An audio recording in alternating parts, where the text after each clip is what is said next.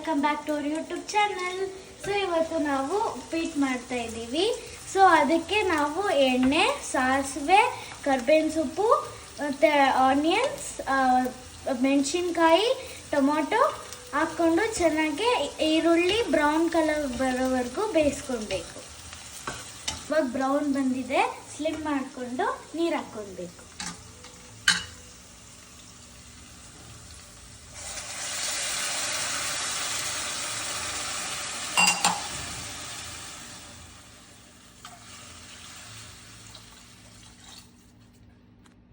ಇವಾಗ ಕೊಬ್ಬರಿ ಹಾಕ್ಬಿಟ್ಟು ಹೈ ಫ್ಲೇಮ್ ಇಟ್ಕೊಂಡು ಬಾಯ್ಲ್ ಮಾಡಬೇಕು.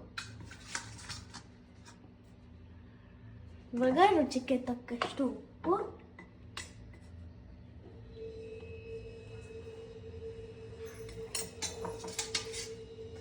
ಹೈ ಫ್ಲೇಮಲ್ಲಿ ಇಟ್ಕೊಂಡು ಬಾಯ್ಲ್ ಮಾಡ್ಕೊಬೇಕು.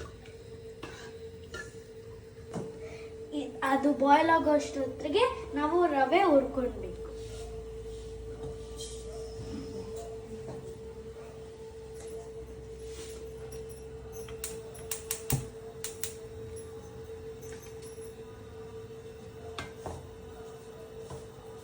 ಎಣ್ಣೆ ಹಾಕೊಂಡು ಇವಾಗ ಇದು ಹುರಿದಿದೆ ಫ್ರೆಂಡ್ಸ್. ಇವಾಗ ರವೆ ಹಾಕೊಂಡು ಚೆನ್ನಾಗಿ ಮಿಕ್ಸ್ ಮಾಡ್ಕೊಂಡು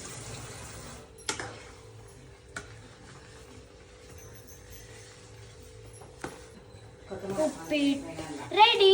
ಸೊ ಇವಾಗ ಫೈನಲ್ ಟಚ್ ಅಪ್ ಕೊಟ್ಕೊಳ್ಳೋಣ.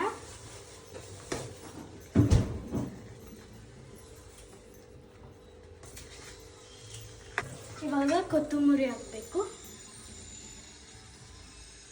ಸ್ವಲ್ಪ ಹೊತ್ತು ಬೇಯಕ್ಕೆ ಬಿಡಬೇಕು.